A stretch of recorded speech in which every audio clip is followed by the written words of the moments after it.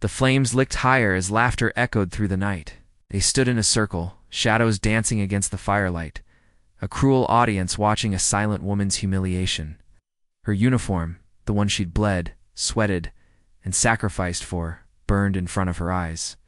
"Guess you're done being a soldier now?" one of the men sneered, tossing the last patch into the blaze. She didn't respond. She just stood there, her jaw trembling, her fists tight enough to cut into her palms. That uniform had once meant family, loyalty, purpose.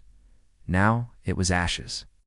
Before I tell you what happened next, tell me in the comments where you're rewatching from. I love knowing who's listening. The woman's name was Captain Laura Kane, decorated combat medic, who had spent 12 years saving lives in war zones most people couldn't even point to on a map. But when she returned home, she found a different kind of battle waiting for her. One waged not with weapons, but with whispers and cruelty. They said she was too cold, too damaged. They mocked her quietness, her scars, her 1,000-yard stare. At the factory where she worked now, the men called her Captain Ghost. She didn't fight back, not when they stole her lunch, not when they joked about her medals, not even when they burned her old uniform during a night shift bonfire for fun. But something inside her cracked that night, not with anger, but with purpose.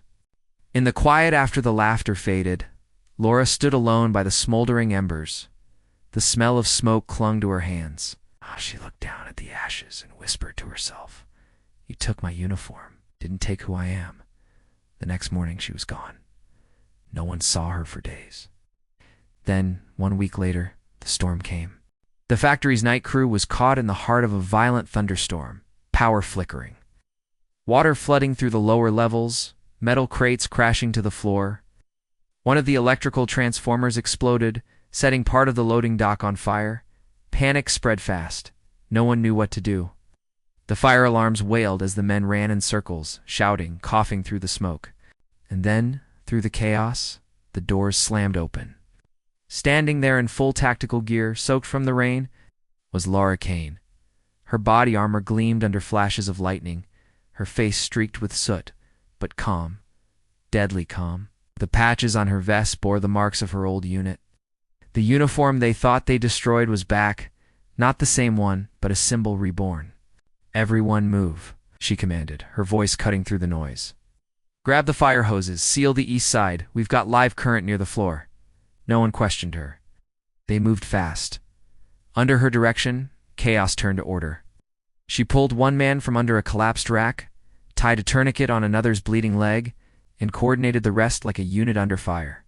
For 15 relentless minutes, she led them fearless, efficient, unstoppable. When the last flame died and the rain finally drowned the smoke, the men stood silent. The same ones who had laughed now stared at her in awe. She was drenched, her uniform blackened, her breathing heavy, but her eyes burned brighter than the fire ever had. Rick, the same man who'd thrown her patch into the flames, stepped forward. His lips trembled. We didn't know," he stammered. "We were idiots." Laura met his gaze. "No," she said quietly, wiping ash from her gloves. "You just forgot what real strength looks like." The silence that followed was thick, with shame and something else. Respect. Days later, when the factory reopened, her locker was freshly painted, her nameplate cleaned, and a new patch placed inside, one embroidered by the same men who had once mocked her. It read, "Captain, our guardian."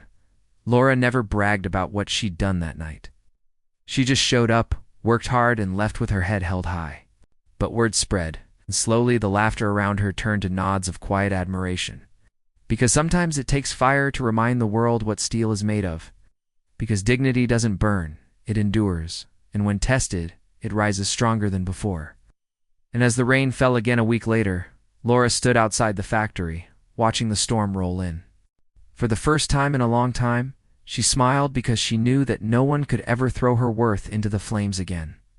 If this story inspired you, share it with someone who needs a reminder that strength can be destroyed, it only transforms.